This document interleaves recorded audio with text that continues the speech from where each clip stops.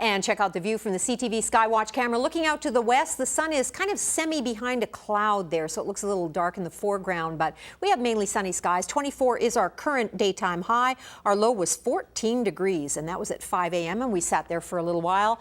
We've got an east wind at 20 kilometers per hour, so that's kind of backing everything up into the mountains. 53% humidity level, so our humidity level is a little bit elevated today, but our temperature is much cooler than what we were dealing with in previous days. So our risk of a thunder shower as it stands right now is pretty small. Just to the west of us, though, Pincher Creek, southwest corner of the province, still in thunderstorm watch criteria, so we could see some pop-up activity there, so keeping an eye on that. But as far as Lethbridge goes, not in any watches right now, and so that's a nice change from yesterday for us.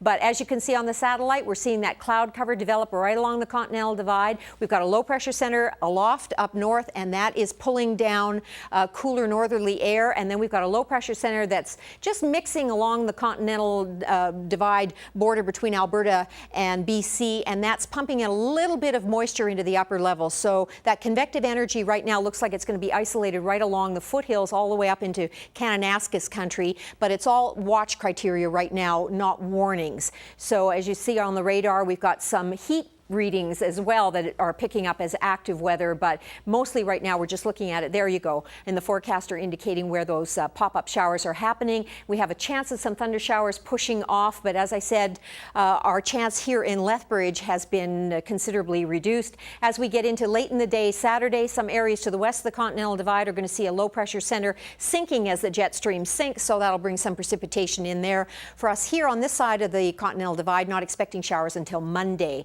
25 degrees in St. John's right now. We've got a mixed bag of conditions as we look through the Maritimes, southern Ontario, southern Quebec, seeing some sunshine, some sun and cloud mix, and some scattered showers over the next few days. Series of low pressure centers, weak ones moving from west to east across that area. Then we have thunderstorm warnings on the northern edge of the point as I dive across the screen. Northern edge of the Great Lakes, looking at some thunderstorm warnings. We've got tornado warnings in the very southeastern corner of Manitoba right now, but they're not warnings, I should say. They're watches right now, but they're keeping an eye on those. 17 in Regina, 20 in Saskatoon, 21 in Edmonton right now. We've got 34 in Kelowna, sun and cloud mix in Vancouver. Both areas up north, chillier than what they were yesterday, especially Whitehorse at 14 degrees, more cloud than sun in both those areas.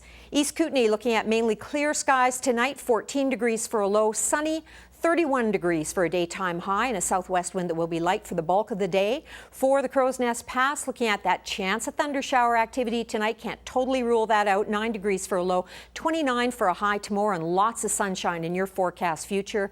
Medicine Hat, partly cloudy tonight, 12 degrees for a low, sunny, 28 degrees for a daytime high, and a southeast wind that will be very light throughout the day. Here in Lethbridge, we have, and we have to say it, chance of a thunder shower, very small chance of that happening tonight. 13 degrees for a low, and then tomorrow 31 degrees for a daytime high. Southwesterly winds and lots of sunshine in our forecast for tomorrow. You can see as we get into Saturday, into the weekend, we're looking at more moderate temperatures. Average for us for this time of year is 26 degrees. So, you know, we don't mind those slightly cooler temperatures. Monday's the target day when we see a low pressure center migrating into southern Alberta, giving us that shower activity. Then we're back into sun and clouds as we head into Tuesday. So a bit of a ride as far as conditions go. Now, Dory story. This is the first part of a two-part series on that wonderful building in Fort Macleod, the Empress Theatre.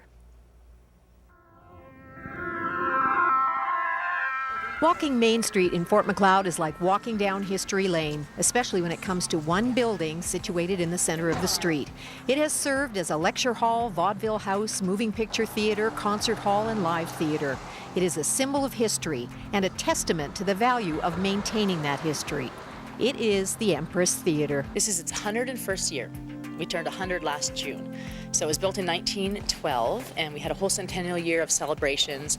And it's still kicking, it's still going strong. It's a solid, good building with tons of history. You can just feel it kind of ooze through the walls. Through the walls, coming down from the ceiling, the history is everywhere, including the walls of the downstairs dressing rooms. I think it's where a lot of people were started before they got too big to come to little old Fort Macleod. Like we had Blue Rodeo.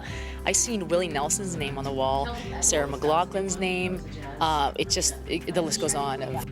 I've never heard anybody not enjoy playing at the Empress. I mean, we're not the most high tech with lights and sound and everything, but the building is acoustically, it's fabulous, and it's just a nice place to be. Downstairs, upstairs, you just get that awesome feeling.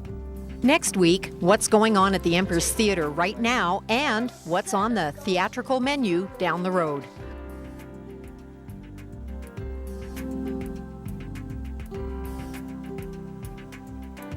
Dory's Story, brought to you by Langenberg Optical, once again voted best of the best.